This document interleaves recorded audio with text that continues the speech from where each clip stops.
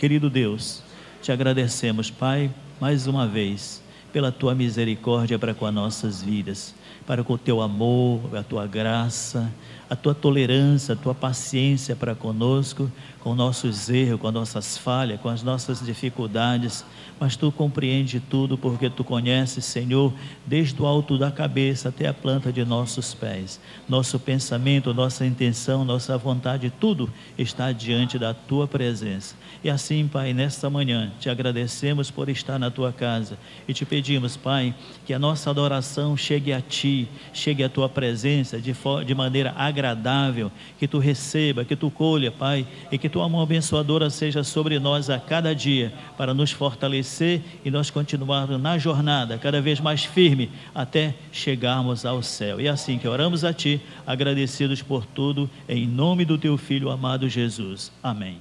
Pai do Senhor, meus irmãos. Amém. Graças a Deus estamos na casa do Senhor, mais um domingo para participarmos da ceia do nosso Deus. Muito bem, meus irmãos, por favor, abra a sua Bíblia aí no livro de Números, mantenha ele aberto em Números, capítulo 8, versículos 1 ao versículo 4, foi a leitura que nós fizemos. Nós queremos trazer uma mensagem do Senhor para nós nesta manhã, para que a gente seja edificado pela palavra do Senhor. O tema da mensagem hoje, meus irmãos, é quando acenderes a lâmpada. Por isso que eu pedi para acender a lâmpada. Então liga as lâmpadas aí, porque a lâmpada acesa é sinal de luz, de glória, de bênção, de coisa boa, de que o Senhor está na casa. Então, meus irmãos, nesta manhã nós vamos falar um pouco sobre isso, sobre quando nós acendemos a lâmpada das nossas vidas, da nossa alma, do nosso espírito. E esta passagem aqui que nós lemos, diz aqui o versículo 1 e versículo 2 de Números: disse o Senhor a Moisés: fala a Arão e dize-lhes: quando acenderes as lâmpadas, seja de tal maneira que venham as 7 a alumiar defronte do candelabro. Meus irmãos, aqui para nós compreendermos a contextualização desse momento em que o povo está aqui em Números capítulo 8, o povo está de saída do Egito. O povo de Israel levou 3 meses para chegar ao cruzar o Mar Vermelho, até chegar ao Monte Sinai. Foram 3 meses de jornada do povo de Israel, saindo imediatamente do cativeiro do Egito. Ao chegar lá no Monte Sinai, nós temos de imediato aquela manifestação divina que está registrada no capítulo 19, capítulo 20 de Êxodo, em que Deus desce no meio do povo e traz os 10 mandamentos, as 2 tábuas da lei, contendo os 10 mandamentos, ou seja, um resumo da lei e daquilo que Deus estabeleceria para que Israel, seu povo, pudesse cumprir e viver ao longo da sua jornada. Até que eles chegassem lá, foram 3 meses. E ao chegarem lá nesse local, lá no Monte Sinai, nós vamos ver que o povo passou ali 2 anos acampado ao pé do Monte Sinai, no deserto do Sinai. Ali era conhecido era um lugar deserto, e é chamado de deserto do Sinai. O povo ficou ali acampado por 2 anos, sem se mover, sem sair do lugar, sem fazer nada, apenas recebendo instruções de Deus, orientações de Deus, de como essa nova jornada iria suceder. O povo precisava, por ter vivido 430 anos, um povo escravo, um povo que viveu apenas, aquela geração só conhecia o que era escravidão, ninguém sabia o que era viver em liberdade. Então Deus precisava capacitar o povo, Deus precisava instruir o povo, Deus precisava organizar o povo, e sobretudo Deus precisava que aquele povo se santificasse e se consagrasse, para que eles iniciassem agora uma nova jornada de libertos na presença do Senhor. O livro de Números vai nos mostrar esse tempo. Nós vamos ver aqui no capítulo 9 de Números, diz assim, versículo 1: falou o Senhor a Moisés no deserto do Sinai, no ano 2º da sua saída da terra do Egito, no mês primeiro, dizendo: celebrem os filhos de Israel a Páscoa a seu tempo. Então vejam que eles passaram 2 anos aqui paralisados, parados, aprendendo, sendo instruídos, sendo preparados para seguirem a jornada. Irmãos, isso aqui já nos dá um ensinamento de que na nossa caminhada com Deus, muitas vezes o fato de Deus nos manter paralisados para nos instruir, na verdade a gente pode pensar: estou perdendo tempo aqui participando de um discipulado, participando de um estudo bíblico de terça-feira, participando de um ensino bíblico, participando de um culto de escola dominical. Eu estou perdendo tempo, eu já tinha que estar trabalhando. Calma, Deus precisa primeiro organizar e preparar a sua vida, a minha vida, para que depois nós sejamos usados por Deus. Primeiro Deus prepara, primeiro Deus organiza a coisa, primeiro Deus separa, primeiro Deus dá orientações, depois Ele nos usa. Primeiro Ele trata com as nossas vidas, para depois nós sermos instrumentos de Deus para tratar a vida de outras pessoas. E o livro de Números vai nos mostrar justamente, nos ensinar essa transformação de Deus enquanto se caminha. O livro de Números todo vai nos mostrar essa jornada do povo de Israel, como é que se deu desde o início da sua libertação até chegar ao final da sua jornada. Números vai nos mostrar justamente que enquanto nós caminhamos, Deus vai operando e nos santificando, enquanto se caminha em direção ao propósito de Deus e à vontade de Deus. Deus vai nos capacitando, porque o Números vai relatar justamente essa organização de Deus preparando o povo para que o povo se organizasse.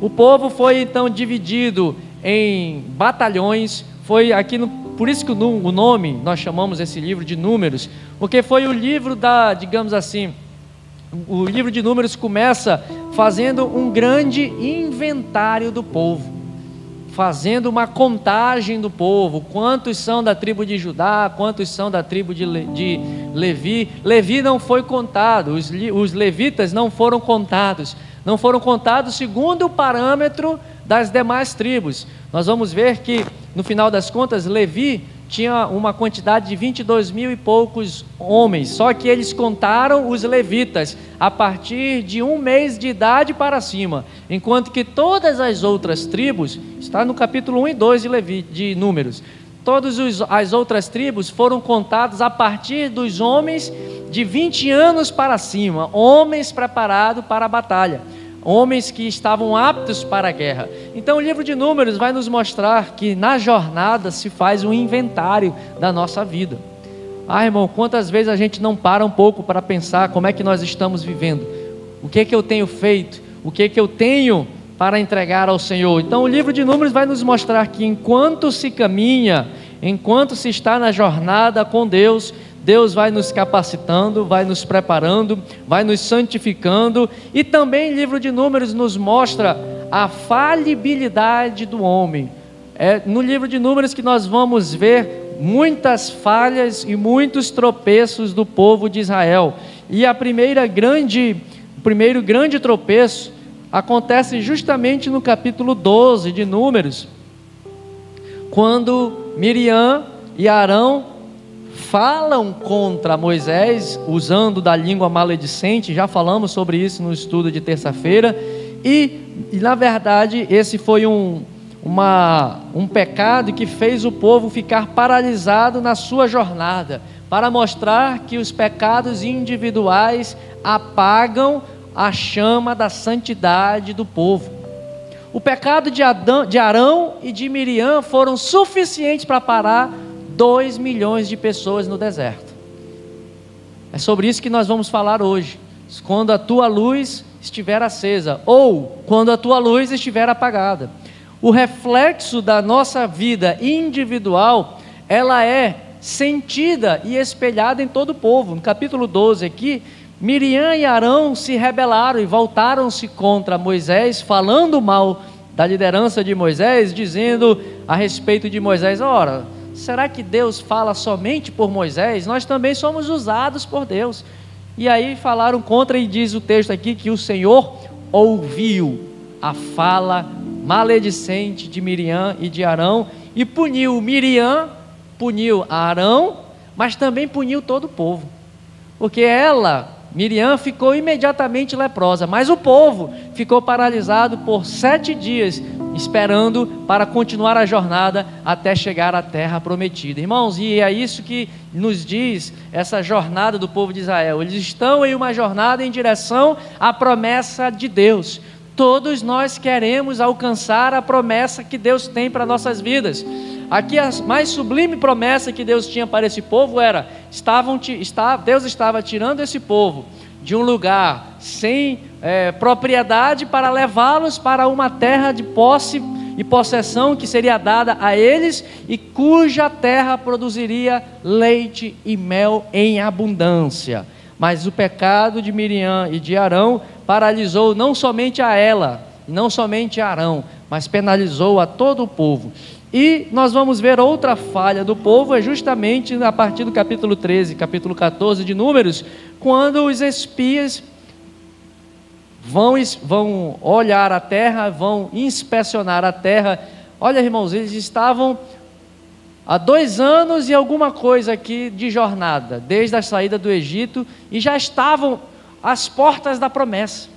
Olha só que crueldade, como a nossa luz apagada, quando a nossa luz está, a lâmpada da nossa vida está apagada, o prejuízo que isso causa na caminhada e na jornada do povo de Deus. O povo aqui estava um pouco mais de 2 anos, já às portas da terra prometida. O capítulo 13 vai justamente nos mostrar isso. Eles já estavam para entrar e possuir a promessa. 2 anos e, vamos voltar, 2 anos e meio, quase 3 anos de jornada, e já estavam prontos para entrar e conquistar a promessa de Deus. Sabe, às vezes a gente está na nossa jornada assim, a gente está para, linguagem futebolística, a gente está para fazer o gol, mas na hora de chutar e fazer o gol, chuta para fora, bate na trave, aí vem até aquele meme, né? Errou! E é isso que significa pecado, errar o alvo. Errou o alvo, estava na marca do pênalti, o gol sem goleiro, e chutou para fora, porque a luz daqueles 10 espias apagada, apagou a luz de todo o povo. Somente Josué e Caleb perseveraram na caminhada com Deus, somente Josué e Caleb perseveraram firmes na promessa e na palavra de Deus, confiando que Deus era poderoso para lhes entregar aquela terra prometida. Mas mesmo assim não foi suficiente, como diz o ditado, né? Uma andorinha só não faz verão. Aqui eram 2, mas 2 andorinhas não fizeram um verão em Israel. E o povo que estava, depois de 3 anos, saindo do cativeiro, às portas da terra prometida, por conta disso, teve que caminhar mais 40 anos ao longo do deserto, para que toda aquela geração fosse sepultada no deserto. E aí então Deus entregou a promessa e foi retardada por mais 40 anos. Então, meus irmãos, é isso que o livro de Números vem nos mostrar. Ao mesmo tempo que mostra essa fraqueza e esta falha humana individualmente, e a falha do povo coletivamente, como esses 2 exemplos que eu trouxe aqui para os irmãos, ainda assim nós vamos ver que Deus permanece fiel àquilo que Ele prometeu. Mesmo o povo falhando, mesmo o povo tendo as suas falhas e fraquezas, mesmo o povo pecando, nós vamos ver que ao longo do livro de Números, Deus vai conservar a sua fidelidade, não por aquele povo, não por conta do mérito daquele povo, mas porque Deus é fiel à sua própria palavra, e aquilo que Deus fala, de maneira nenhuma vai voltar atrás, e o que Deus falou vai se cumprir, e o que Deus disse vai acontecer, independente do povo, independente de todos se desviarem ou se conservarem apenas alguns poucos, como diz a profecia de Isaías. Deus sempre conserva um remanescente que permanece fiel à sua palavra. Então Deus é fiel, meus irmãos. Deus conclui, Deus cumpre a sua palavra e cumpre o que prometeu. E é isso que nós vamos ver nesta manhã, a importância que nós precisamos dar a respeito da luz da nossa vida, que precisa estar constantemente acesa. Nós vamos ver nesse livro de Números, esse início do livro de Números, desde o capítulo 1, que vai até o capítulo 9, nós vamos ver justamente essa organização de Deus. E aqui, no início do capítulo 7, capítulo 8, Deus começa a preparar o povo para um momento de santificação. Ele, no capítulo 7, Deus instrui a Moisés que peça do povo, para que levante ofertas para o tabernáculo, para que Moisés iniciasse a construção do tabernáculo que iria acompanhar toda a jornada do povo. E Moisés então separou os materiais, ungiu tudo aquilo que foi destinado para a construção, consagrou todos os utensílios, consagrou o altar, consagrou todos os objetos que fariam parte deste tabernáculo. E ao longo desta separação e dessa consagração, o povo de Israel oferece vários sacrifícios em atitude de buscando santificar a sua vida e em atitude de agradecimento ao Senhor por todos os seus benefícios. No início da jornada, Deus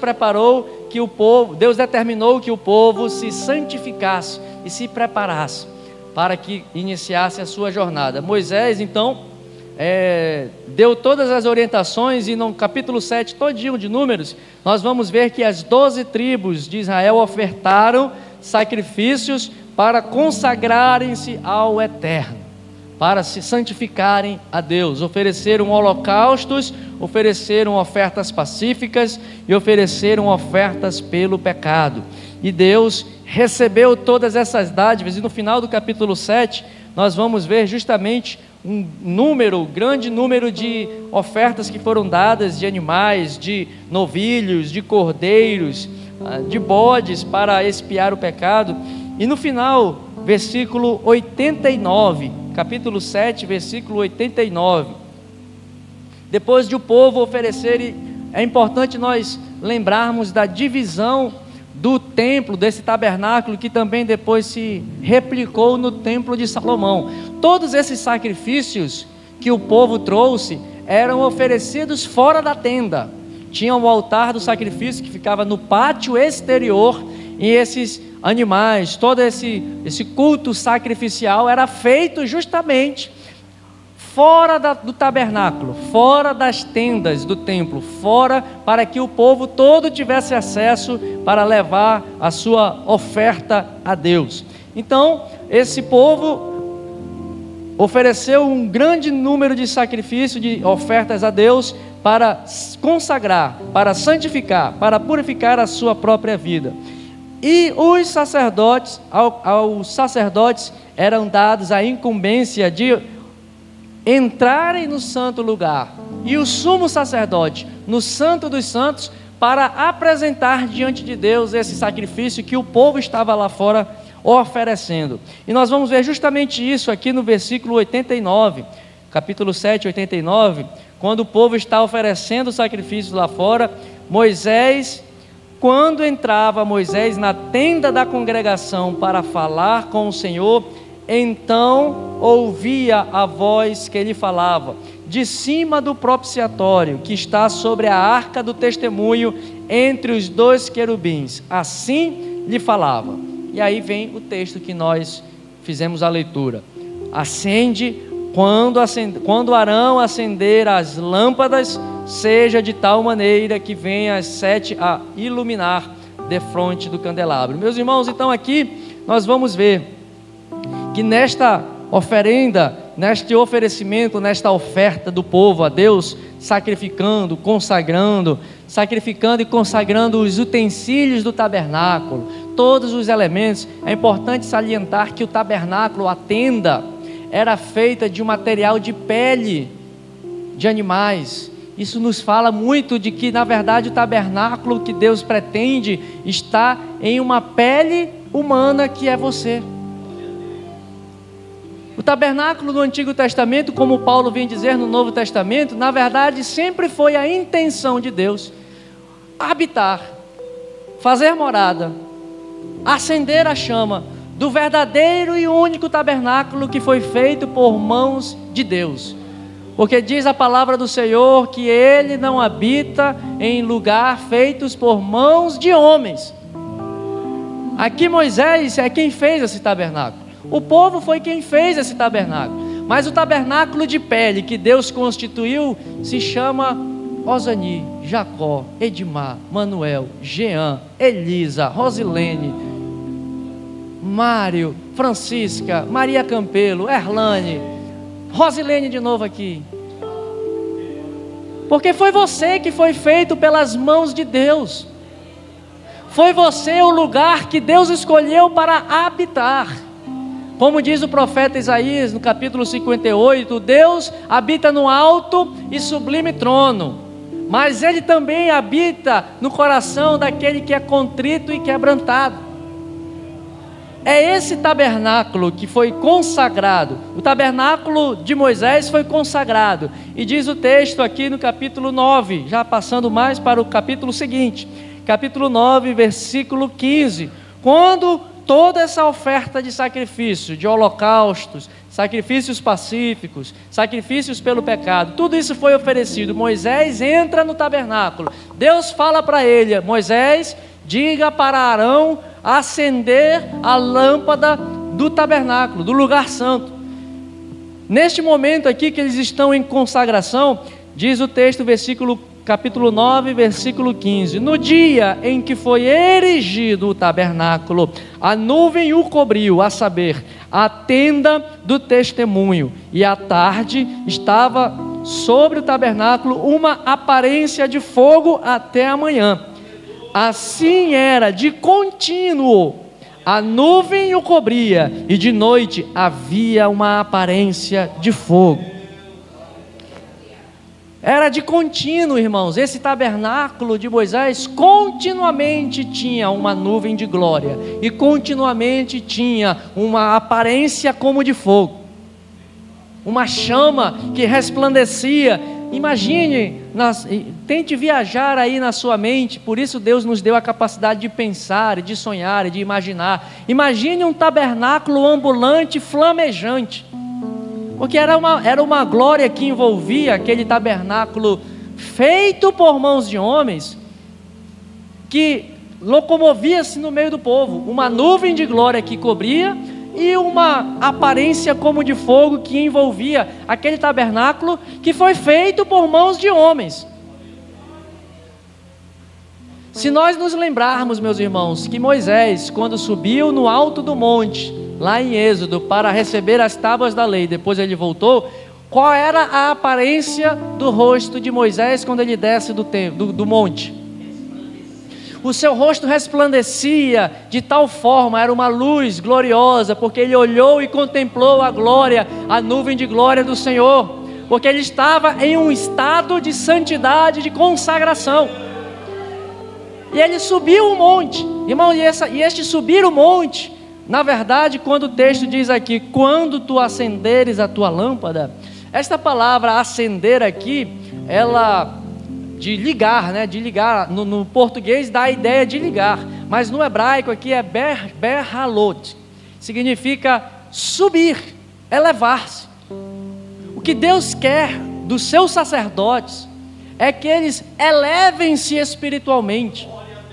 Quando Deus diz: olha, Moisés, fala para Arão, para que ele acenda a lâmpada dentro do tabernáculo. Em outras palavras, Deus está dizendo: fala, Moisés, para Arão, que é o sacerdote do povo, para que ele se eleve espiritualmente, para que ele se santifique e se purifique mais, para entrar no santo lugar. Irmãos, aqui era um lugar restrito. Aqui é o candelabro, nós estamos falando aqui do candelabro, aquele castiçal de 7 hastes, que é característico do culto judaico, e é disso que Deus está falando. Manda a Arão acender esta chama. Olha, irmãos, é interessante. Falava ontem na nossa oração aqui, e hoje eu vou falar um pouco mais detidamente. Nós vamos ver que Deus, nessa leitura que fizemos de Números 9, que quando Deus consagrou E o tabernáculo foi erigido, quando o povo se consagrou, erigiu o tabernáculo, Deus desce como essa nuvem de glória. Deus, conforme dizia lá em Levítico também, ele descia com fogo e consumia a oferta e o sacrifício do povo.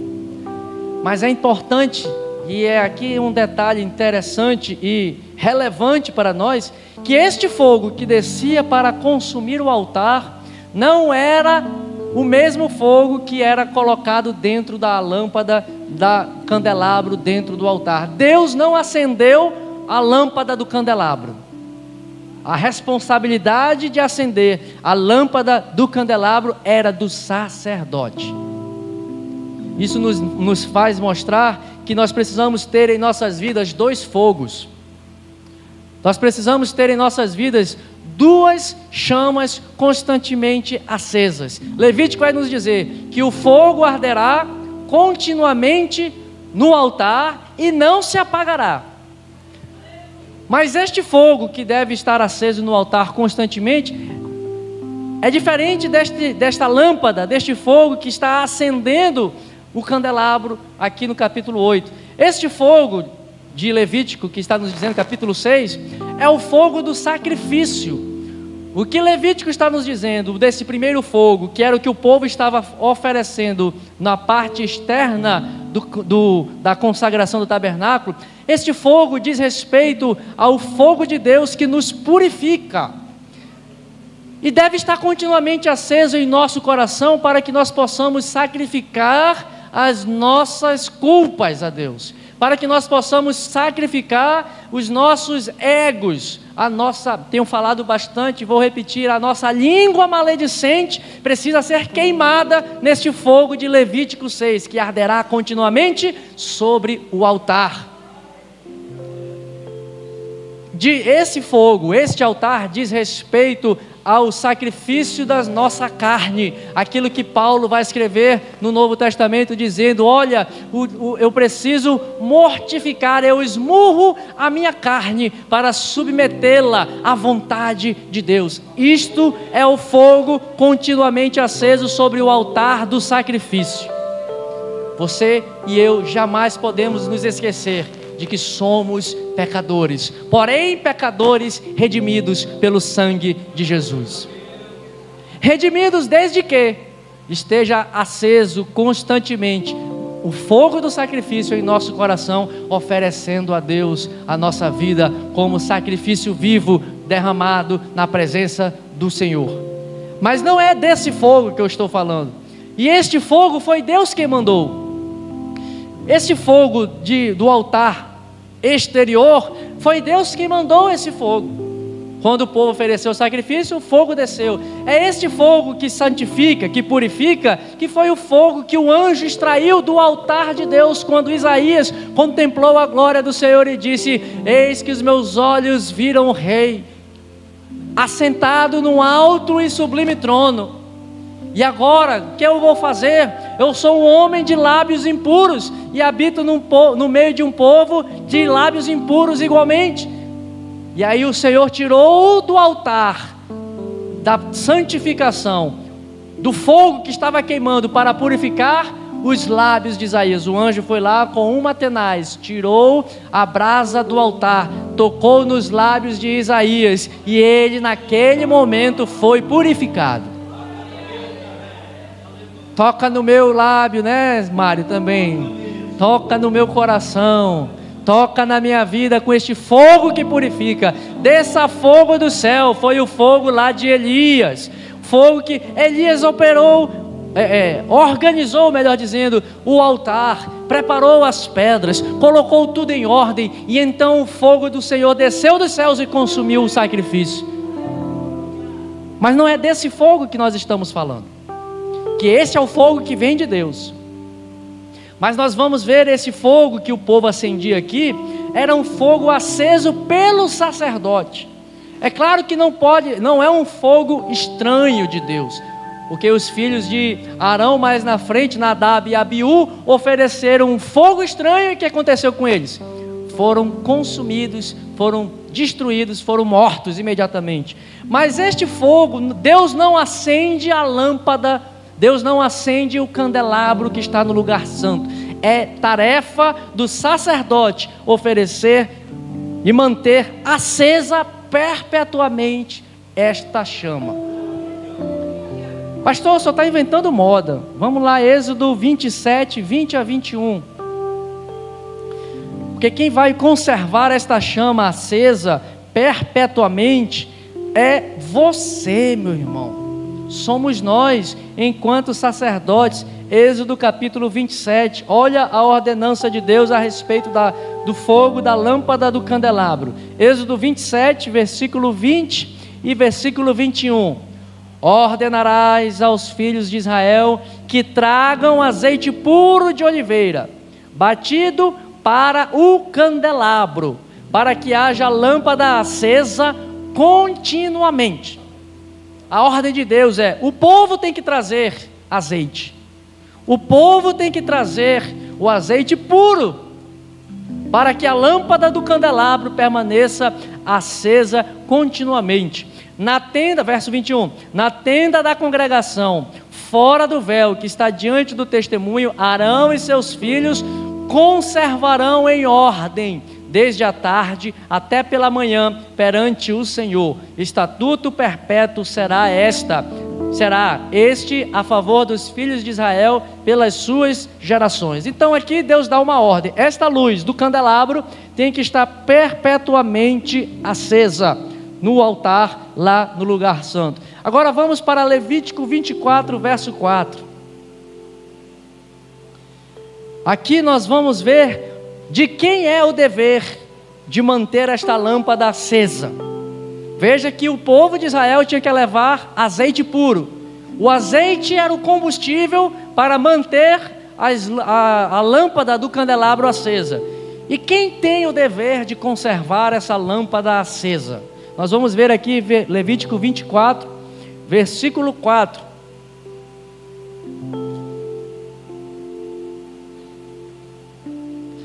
Aliás, versículo 3, 24, versículo 3. Na tenda da congregação, fora do véu, ele está repetindo o que disse lá em Êxodo. Fora do véu, que está diante do testemunho, Arão a conservará em ordem, desde a tarde até pela manhã, de contínuo perante o Senhor. Estatuto perpétuo será este pelas suas gerações. Sobre o candeeiro de ouro puro conservará em ordem as lâmpadas perante o Senhor continuamente. Veja que era atribuição, era dever de Arão, dos sacerdotes, conservarem em ordem aquela chama, aquele candeeiro, aquele candelabro, de forma que ele permanentemente ficasse aceso e ligado.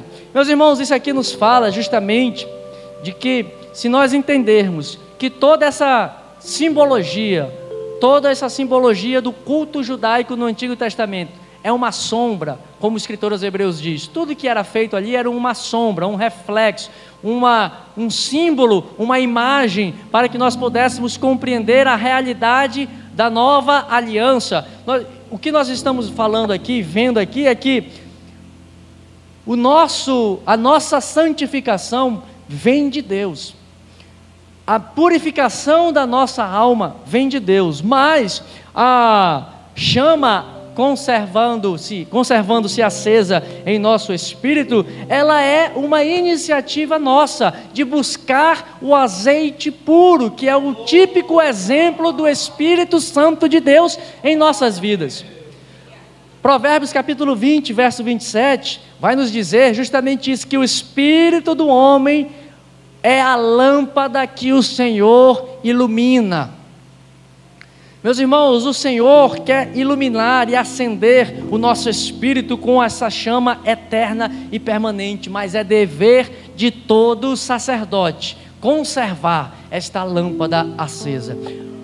Paulo, no capítulo 5 de 1 Tessalonicenses, lá no final do capítulo, ele está terminando de fazer toda uma instrução ao povo da igreja de Tessalônica. Uma das ordens e dos deveres que ele dá para os crentes daquela igreja, e que se aplica a todos nós, ele diz assim: não extingais a chama do Espírito Santo.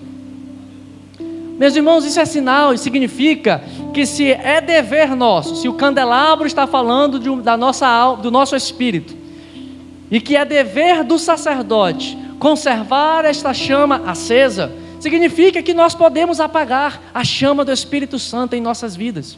Significa que pela prática do pecado nós podemos apagar, podemos ficar com as nossas lamparinas sem óleo e sem, consequentemente, luz para iluminar.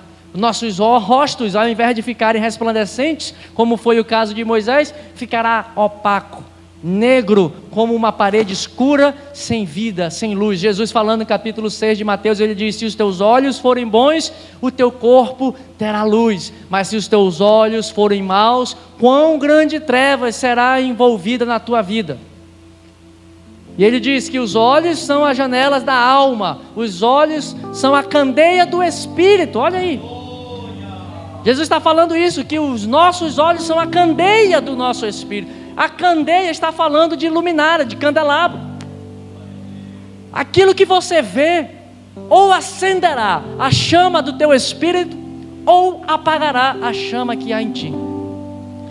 Porque o Senhor ilumina, e a lâmpada do Senhor é o nosso espírito, como diz Salomão em Provérbios. Se nós considerarmos que o candelabro é uma representação também da luz de Cristo, e que Jesus, pela boca do apóstolo João falou, João disse a respeito de Jesus, que ele era a luz do mundo. Ele também, João chamou Jesus de que Jesus é a luz dos homens, que resplandeceu para iluminar os homens. O povo, conforme Isaías diz, povo que andava em grande trevas, viu grande luz. Este é o nosso candelabro, esse é o nosso Jesus, que é esta luz que quer refletir em nós. É a luz de Cristo que precisa estar acesa em nosso espírito, em nossa alma. Se nós falamos de candelabro aqui, posso analogicamente dizer, você é um candelabro. A figura do candelabro que precisa estar constantemente acesa, que tem que estar em ordem. Olha a palavra que Deus dava para Arão: conserve em ordem o candelabro, conserve em boa ordem, para que jamais se apaga. Você precisa pôr a sua vida em ordem, meu irmão. Pastor, o senhor está viajando, eu sou candelabro? É. Vai lá em Apocalipse capítulo 1.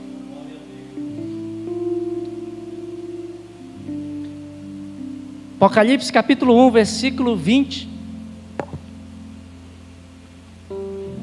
Olha aqui que João vê.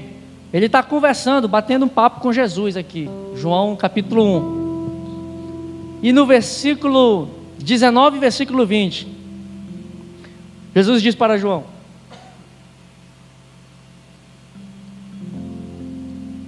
versículo 19: escreve, pois, as coisas que vistes, e as que são, e as que hão de acontecer depois destas. Quanto ao mistério das 7 estrelas que vistes na minha mão direita, e os 7 candeeiros. O que é candeeiro? Candelabro, castiçal, menorá, como dizem os judeus.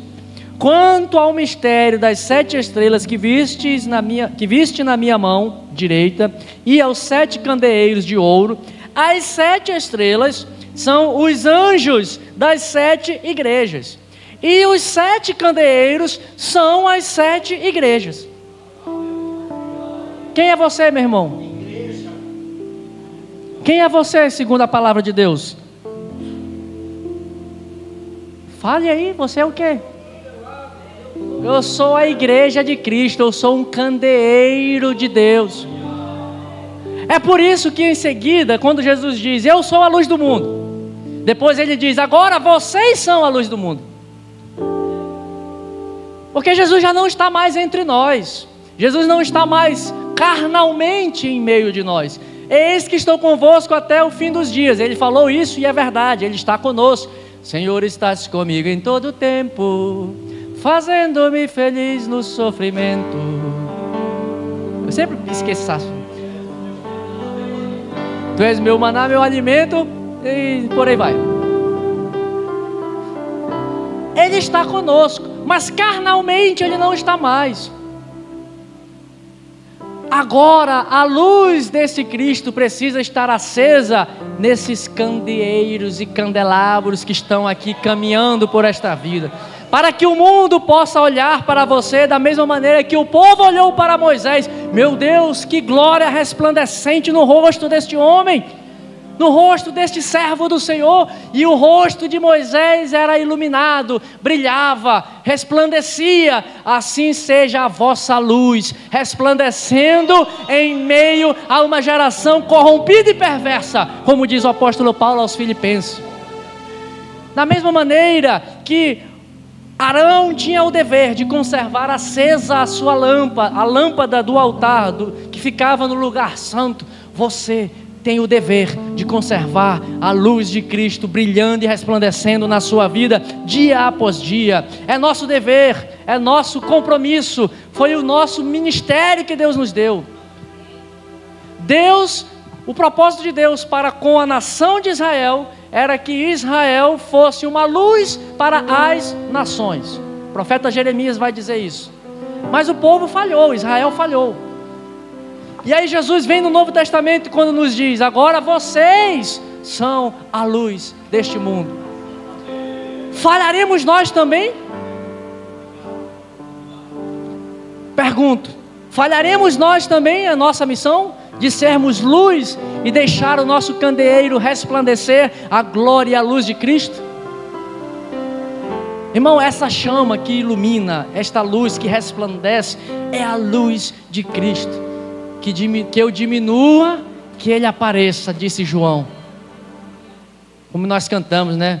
Que eu diminua, que Ele apareça, que eu me constranja. O que mais? Eu errei, né? Errei a letra. Que Ele cresça, que eu diminua, que Ele apareça, que eu me constranja com a sua glória e todo o seu amor, infinita humildade, servo de todos. Diga mais uma vez: que Ele cresça, que eu diminua, que a tua luz apareça, Jesus, que eu me constranja com a sua glória e todo o seu amor, infinita humildade, servos de todos os irmãos. E aí, meu irmão, quem é que está aparecendo na tua vida, irmão? Quem é que está resplandecendo? Ou melhor, só há um jeito de resplandecer: quando a luz de Cristo brilha em nossas vidas. De outra sorte, se for você que está querendo aparecer, isso não é luz, isso é treva. Quando nós queremos ser mais do que somos, por isso Paulo escreve e diz o seguinte: olha, não queirais vós ser mais do que efetivamente vocês são. Não se ache, não. Ah, irmão, tem muita gente que se acha o cara, que se acha cheio do poder de Deus. Olha, irmão, eu ouso dizer que até aqueles que manifestam o poder de Deus estão apagados. Muitos estão apagados. E eu digo isso com base bíblica, porque em teu nome profetizamos. Está manifestando o poder de Deus. Em teu nome nós pregamos. Em teu nome nós curamos. Em teu nome nós libertamos. Em teu nome expulsamos demônios. Que luz estranha é essa que você está fazendo? Nem te conheço, disse Jesus. Apartai-vos de mim. Sabe por quê? Porque é uma luz que não é a luz de Cristo que brilha, é a luz do homem. É a luz da nossa humanidade caída que resplandece. E a esses Jesus diz: não te conheço. É possível manifestarmos o poder de Deus e estar com as nossas lâmpadas apagadas. Cuidado, irmão.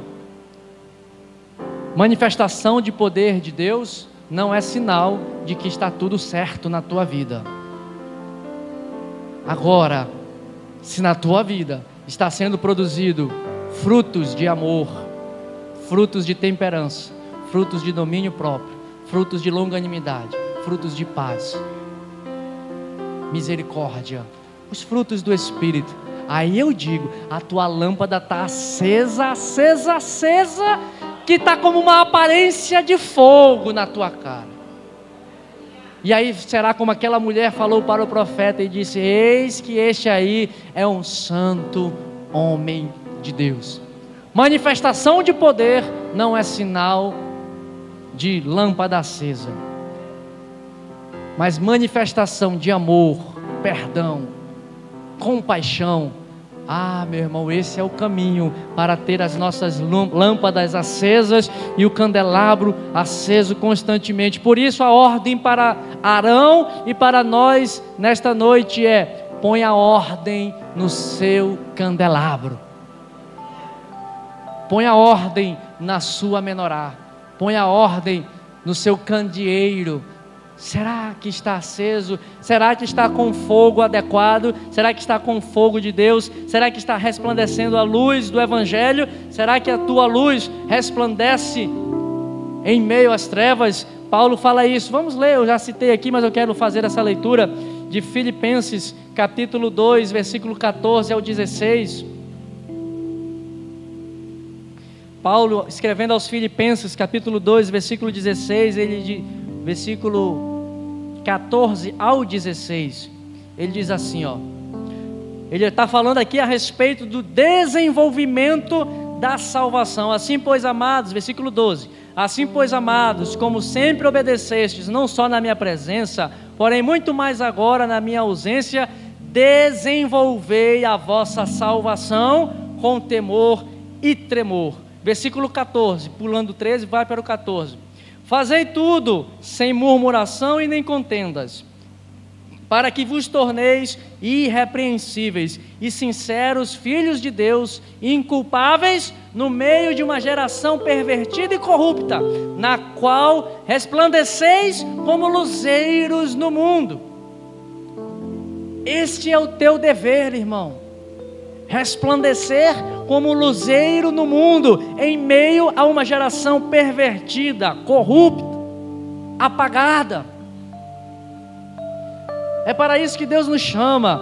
Somos uma nação de sacerdotes, como escreve Pedro na sua primeira carta, capítulo 2, versículo 9. Pedro vai justamente nos dizer isso, irmãos. Ele vai nos advertir e nos mostrar qual é a nossa identidade. Abra aí, 1 Pedro, capítulo 2, verso 9. Eu quero ler esse texto ipsis literis, quero ler esse texto porque ele é muito importante para a nossa compreensão, para a nossa lembrança. Eu sei que você já sabe desse texto, mas é sempre bom repetir e ler mais uma vez. Olha o que Pedro diz a respeito de nós, que somos crentes em Cristo Jesus. 1 Pedro capítulo 2, verso 9. Vós, porém, sois raça eleita, sacerdócio real, nação santa, povo de propriedade exclusiva de Deus, a fim de proclamardes as virtudes daquele que vos chamou da onde? Das trevas, para onde? Para a sua maravilhosa luz. Vós, sim, que antes não erais povo, mas agora sois povo de Deus, que não tinhas alcançado misericórdia, mas agora alcançastes misericórdia. Ele nos chamou como candelabros apagados nas trevas que andávamos. Agora Ele nos chamou para que pudéssemos habitar e morar na sua maravilhosa luz. E voltando lá para Apocalipse, olha só o capítulo 2, verso 1. Ao anjo da igreja em Éfeso escreve: estas coisas diz aquele que conserva na mão direita as 7 estrelas e que anda no meio dos 7 candeeiros de ouro. Irmão, Jesus quer andar no meio de candeeiros de ouro aceso, purificados. Ele passeia e Ele habita no meio do seu povo. Ele habita em meio àqueles que estão com a luz dele brilhando e resplandecendo. Ele habita porque Ele quer acender e fazer a sua glória resplandecer em sua vida. Ele quer que você seja um reflexo da glória de Cristo, da glória dele, para que o mundo possa ver. Hoje nós o vemos como por um espelho, diz o apóstolo Paulo. Um dia nós o veremos como ele verdadeiramente é. Ah, meu irmão, não sei você, mas nesta manhã eu quero pôr em ordem a minha vida, eu quero pôr em ordem o meu candeeiro, o meu candelabro, e o Senhor nesta manhã possa acender a chama que outrora esteve apagada, irmãos, e são 7 hastes acesas. Não vai dar tempo de falar hoje, mas são 7 atitudes que nós precisamos acender em nossas vidas, que está lá em capítulo 11, versículo 1 do profeta Isaías. Vamos abrir? Só vou citar capítulo 11 do profeta Isaías, versículo 1. Esta chama que acende vem justamente do nosso Senhor Jesus, que repousa sobre ele os 7 Espíritos de Deus. Isaías capítulo 11, versículo 1, diz assim, versículo 1 e versículo 2: do tronco de Jessé sairá um rebento, e das suas raízes um renovo. Verso 2: e repousará sobre ele o Espírito do Senhor, o Espírito de sabedoria, de entendimento, o Espírito de conselho, de fortaleza, o Espírito de conhecimento, o Espírito de temor do Senhor. Candeeiro aceso diz respeito a essas coisas, esses espíritos que Jesus tem. É isso que Ele quer acender em nós. Ele quer acender em você a sabedoria que não é a humana. Como Tiago diz, a sabedoria que vem do alto não é demoníaca e não é carnal, ela vem do alto, vem de Deus. Esse Espírito é esta chama de sabedoria que desce do alto, que tem que estar acesa no teu coração. A sabedoria, o Espírito que te dá entendimento, que te dá compreensão das coisas, irmãos. E aqui eu vou aproveitar uma situação que aconteceu comigo de ontem para hoje. Ontem eu vim para cá, para culto, para reunião de oração, estava assim, mal, enjoado, não estava muito bem, e logo quando terminou a oração aqui, eu fui ali atrás, vomitei, depois fui em casa, vomitei de novo, não sei de onde veio não sei o que aconteceu, se é alimentar. Aí a mamãe já disse, não, isso aqui deve ser fígado, já comprou o remédio para o fígado, Epoclé, não sei mais o que. O que eu quero dizer com isso? Eu só sei que eu passei mal, eu tenho conhecimento que eu passei mal, mas de quê? Foi alimentar? Foi um problema no fígado? O Espírito de entendimento é que me dá esse discernimento. Não basta saber que eu estou passando mal, eu tenho que saber qual é a causa que fez eu passar mal. Senão eu vou tratar só os sintomas e não trato a causa. Se eu não descobrir por que se foi alimentar, beleza, botou para fora, está resolvido. Toma um Repoflor da vida, o negócio, reconstitui a flora intestinal. Mas o entendimento me dá a compreensão de saber o porquê eu estou vivendo isso, ou estou experimentando aquilo, ou estou vivendo, ou estou sendo provado por Deus. Você e eu precisamos ter acesa em nós a chama do entendimento. Paulo vai dizer que zelo das coisas de Deus sem entendimento é prejuízo para a obra. Aí você chega aqui e dá uma ordem, não pode fazer isso, tem que fazer aquilo, mas por quê? Um exemplo muito claro, os antigos diziam, Coca-Cola é pecado. Por que é pecado? Não estou reprovando os antigos, mas é um exemplo simples para que nós possamos entender. A intenção era preservar, ou não assista a televisão, porque a televisão também era pecado, é a caixinha do diabo. Aliás, é a rádio que é a caixinha do diabo? É porque essa hora é da época da rádio, né? A gente é mais... Na época da rádio da missionária Rosilene, ouvir rádio era a caixinha do diabo. Não podia ter rádio, era pecado. Era um zelo. Mas não é mais fácil nós incutirmos na mente das pessoas o saber, o que deve ser feito e o que não deve ser feito. A intenção era: não ouça, porque você não sabe qual é a maturidade. A irmã Francisca pode ter uma maturidade, o pastor Edmar tem outra maturidade, a missionária Rosilene tem outra compreensão. Então parametriza e nivela todo mundo no mesmo nível, coloca todo mundo. Não escute rádio, não assista televisão, porque o que você vai assistir, eu não sei se você vai ter sabedoria para separar o que é bom, reter o que é bom e separar o que é ruim. A internet hoje, para os nossos dias de hoje, a internet tem tudo de bom e tem tudo de ruim.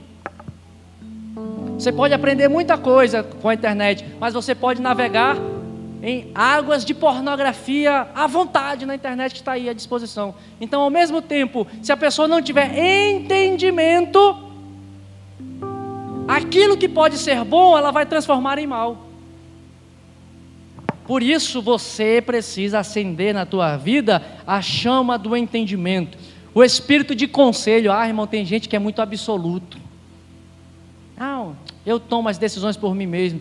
Não se aconselha com ninguém, não pede uma orientação de ninguém, não conversa com pai e mãe, não conversa com a esposa, não conversa com o marido, não conversa com irmãos, não procura pegar um conselho de alguém que já passou por aquela experiência para saber: meu irmão, como é que se faz isso aqui? Como é que você resolveu essa situação? Me ajuda aqui. Nos muitos conselhos há prevalência dos propósitos, irmãos.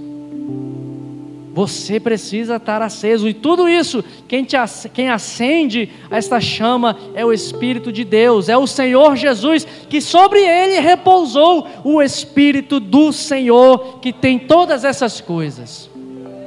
E foi esse Espírito que desceu sobre os discípulos, que se transformaram em apóstolos, lá em Atos capítulo 2. Atos 1:8, para nós terminarmos: e recebereis poder, para que vocês sejam as minhas testemunhas, para que vocês resplandeçam a luz, a minha luz, para o mundo, para onde eu vou vos enviar. Não é por força, nem por violência, mas é pelo Espírito Santo de Deus, diz o Senhor. Fique de pé, meu irmão, minha irmã, vamos orar nesta manhã. Quero convidar, se assim há alguém que deseje, nesta manhã, fazer um concerto com Deus, colocar em ordem o seu tabernáculo, o seu candelabro. Se há alguém nesta manhã que deseja se apresentar diante de Deus em santidade, em pureza, para que a chama que porventura está apagada, deixa Deus acender a chama do teu coração. Deixa Deus acender as lamparinas da tua alma. O espírito do homem é a lâmpada que o Senhor ilumina e faz resplandecer a sua glória. Amém? Vamos. Dean está aqui à frente. Há mais alguém, meus irmãos, que gostaria de se apresentar diante do Senhor nesta manhã? Corra rapidamente. Vem aqui para que o Senhor possa, nesta manhã, te iluminar, te acender e tocar no teu coração, para que você possa experimentar. Sabe, irmão, às vezes a gente já está macaco velho na jornada também, e às vezes a gente está apagado, desanimado, porque as lutas, as tribulações vêm, porque as dificuldades vêm, e aí a gente vai se apagando, vai se apagando, vai se apagando, vai esquecendo de consagrar. Lembra daquela época que você jejuava toda semana? Lembra daquela época que você entrava no teu quarto e orava, e clamava, e cantava? Ah, falta muito nós reacendermos esta chama no nosso coração, a chama de resplandecer a luz de Cristo para os perdidos, convidando, evangelizando, testemunhando de Cristo. Sabe, meu irmão, nós precisamos restaurar e pôr em ordem esta chama no nosso coração, para que a luz de Cristo possa resplandecer em nossas vidas. Vamos aqui, o Dean está aqui à frente, pode se manifestar. Nós vamos em seguida orar pelos elementos da ceia, consagrando, e participaremos todos nós do sangue e do corpo de Cristo, o vinho e o pão que representa o sangue e o corpo do Senhor.